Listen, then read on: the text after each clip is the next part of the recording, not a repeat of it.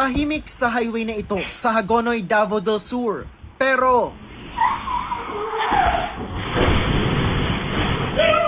biglang umalingaw-ngaw ang pagdulas ng isang minibus na umikot pa sa kabilang linya bago nahulog sa gilid ng kalsada. Agad tinulungan ng mga residente ang mga sakay nito para madala sa ospital. Pero pahirapan ang pagkuha sa isang babae na naipit ang kalahating katawan sa unahan ng sasakyan. Gumamit na ng heavy equipment para maiangat ang minibus. Pero wala nang buhay nang nakuha ang naipit na 62 anyos na biktima. 24 na pasahero naman ang sugatan. Ayon sa Hagonoy Police, papunta sanang Digo City ang naaksidenteng bus. Pag-abot dito sa Palutak ay nawalan siya ng control sa manibela kasi batay sa driver na tulas yung gulong sa likurang bahagi ng bus. Hawak na ng mga pulis ang bus driver na mahaharap sa mga kaukulang reklamo. Wala pa siyang pahayag. Sabi ng mga pulis, accident-prone area ang lugar. Humiling na raw sila ng mga signage sa DPWH. Pero sa ngayon, balak ng PNP at LGU na maglagay ng checkpoint para sa kaligtasan ng mga residente at motorista.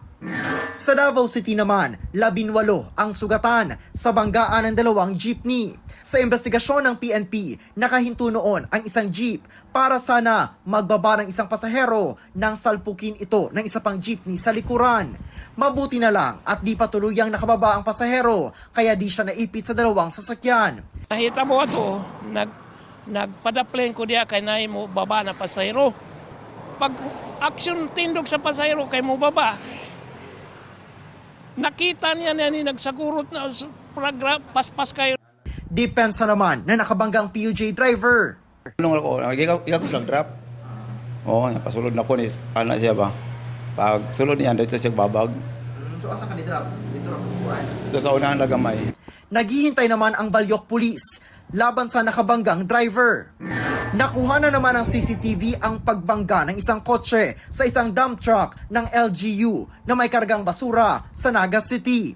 Patuloy raw ang investigasyon ng PNP. Ligtas ang truck driver pero sugatan ang driver ng kotse na tiniketa na ng mga otoridad.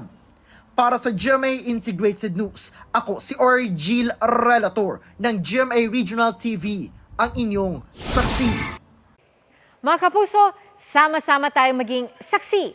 Mag-subscribe sa GMA Integrated News sa YouTube at para sa mga kapuso abroad, samahan niyo kami sa GMA Pinoy TV at sa www.gmanews.tv.